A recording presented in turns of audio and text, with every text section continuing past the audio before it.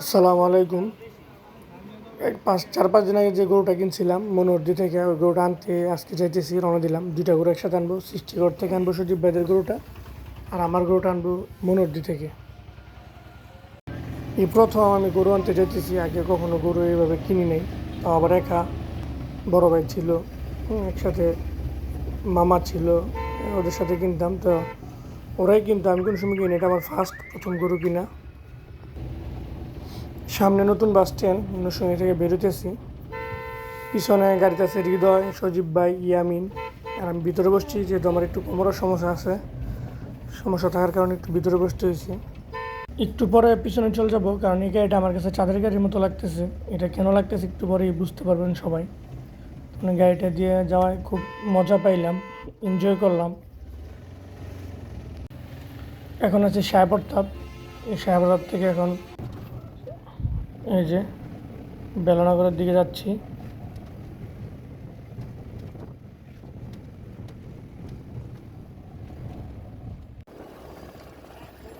এই যে গাড়ির পিছনে 3 জন আছে, ইয়ামিন, সজীব ভাই, হৃদয়। এরাও এনজয় করতেছে, বসে রয়েছে নিচে, এই কারণে আমিও চলে যাবো একটু পরেই।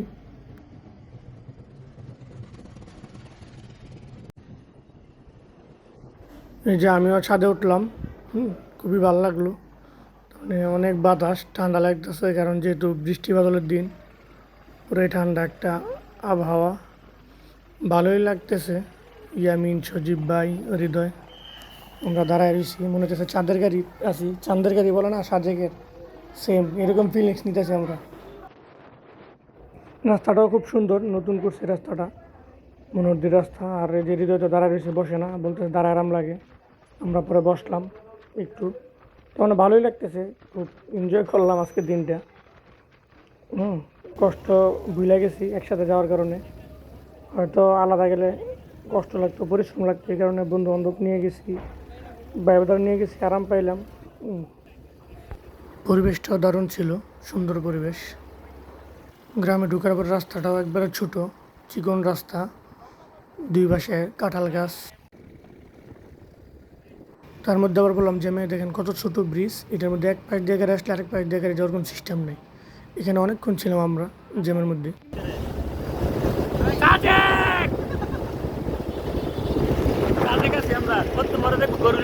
আর সত্যি কথা বলতে, আমরা যে গরু কিনতে গেছি, আমাদের এটা মনে হয় না, মনে হয় আমরা ঘুরতে গেছি, একটা বড় ট্যুরে ছিলাম। যেমন এই যে সজীব ভাই বলতেছে সাজেক, খুব ভাল লাগলো। আসলে আমরা ট্যুরের মতো একটা আনন্দ করলাম, খুব ভাল লাগছে। যারা যাও নাই আমাদের সাথে, তারা মিস করলা। আরও একজন যাওয়ার কথা ছিল, তপু, হ্যাঁ যায় নাই। তো মোটামুটি কাছাকাছি এসে পড়ছি। এই যে আমাদের গরু, এই যে গরুর কাছে আইসা বললাম, এটা এখন উঠাবো।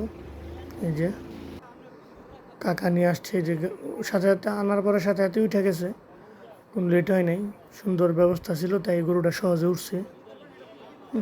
এই যে আমাদের গরুটা। এখন এই গরু নিয়ে আমাদের মোটামুটি অনেক সময় গেল, অনেক প্যারা নিলাম। এই যে এটা হচ্ছে সজীব ভাইদের গরু, এটা উঠতেই চায় না। অনেক কষ্ট করার পরে এর মধ্যে হৃদয়ের এক লাথি দিয়ে পালাইছে এই ক্ষেতের মধ্যে। যাক, তারপরও যে এটা শেষমেশ আনতে পারলাম, এটা অনেক কিছু। অনেক সময় গেছে, এখানে অনেক ঝগড়াঝাটি হয়েছে এই গরু নিয়ে, উঠানো নিয়ে।